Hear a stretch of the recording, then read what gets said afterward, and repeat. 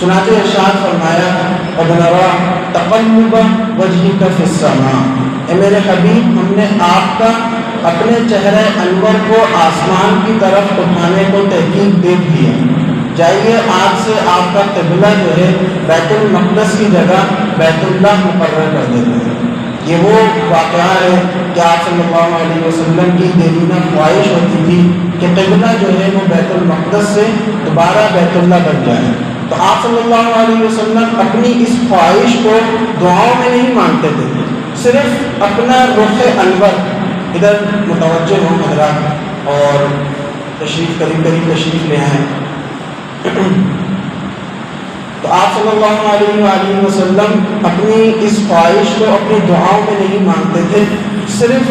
اس وجہ سے کہ کوئی بےدبی نہ ہو کہ اللہ تعالیٰ کچھ اور چاہتے ہوں اور میں دعا کچھ اور مانگوں، صرف اپنا چہرہ جو ہے آسمان کی طرف اٹھا کر دیکھتے تھے اور دل میں یہ خواہش تھی۔ تو اللہ تبارک و تعالیٰ نے قرآن کریم میں آیت نازل فرمائی کہ اے حبیب ہم نے آپ کے اس رخ انور کو آسمان کی طرف اٹھانے کو دیکھ لیا ہے، جائیے آج سے آپ کا قبلہ بیت المقدس کی جگہ بیت اللہ بن جائے۔ میرے محترم بزرگوں اور دوستوں، یہ وہی چہرہ انور ہے جس کو بچپن میں جب آپ صلی اللہ علیہ وسلم گود کے بچے تھے، عبد المطلب آپ کے دادا آسمان کی طرف کیا کرتے تھے۔ وہ کیوں کیا کرتے تھے کہ مکے کی سرزمین تھی،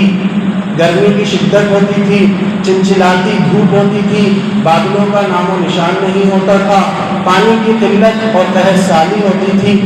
اور بارش نہیں برس رہی ہوتی تھی، لوگ تڑپ اٹھتے تھے اور غلاف کعبہ کو پکڑ پکڑ کے دعائیں مانگ رہے ہوتے تھے کہ رب اے آسمانوں کے رب بارش برسا، لیکن بارش نہیں برستی تھی۔ آخرکار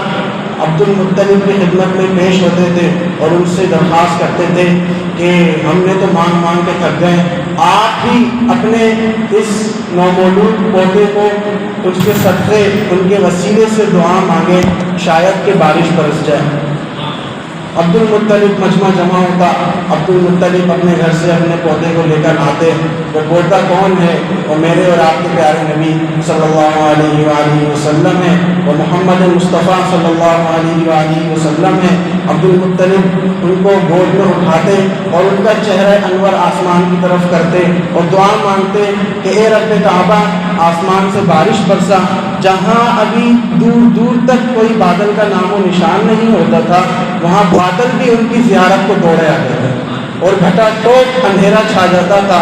اور تیز بارش برسنے لگ جاتی تھی اور سب کو سیراب کر دیتی۔ یہ وہی چہرہ انور ہے جس کے بارے میں حضرت عائشہ صدیقہ رضی اللہ تعالی عنہا نے فرمایا کہ ایک رات تھی،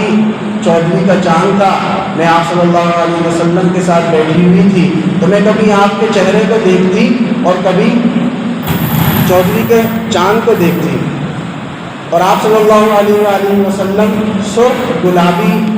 جو ہے دھاری دار چادر اوڑھے تشریف فرما تھے، تو میں کبھی آپ کے چہرے کو دیکھتی کبھی چاند کو دیکھتی، تو آپ صلی اللہ علیہ وسلم نے دریافت فرمایا اے عائشہ یہ کیا کر رہی ہے؟ تو میں نے کہا یا رسول اللہ میں کبھی چاند کو دیکھتی ہوں، کبھی آپ کے چہرے انور کو دیکھتی ہوں، خدا کی قسم آپ کا چہرہ جو ہے چاند سے زیادہ خوبصورت ہے۔ یہ وہی چہرہ انور ہے جس کے بارے میں حضرات صحابہ رضوان اللہ تعالی علیہم اجمعین نے ان کی توصیف اور تکمیل کے اندر فرمایا کہ ان کے سر پر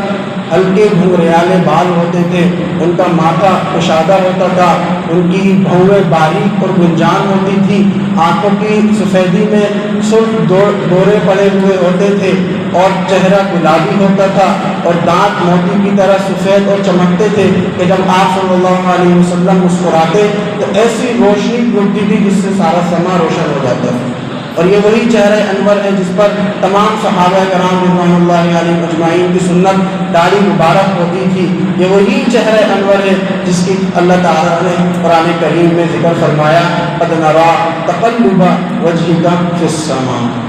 میرے محترم بزرگوں اور دوستوں، اسی چہرے سے، اسی نبی سے، اسی ہستی سے اللہ تعالیٰ یہ چاہتے ہیں کہ ہم محبت فرمائیں۔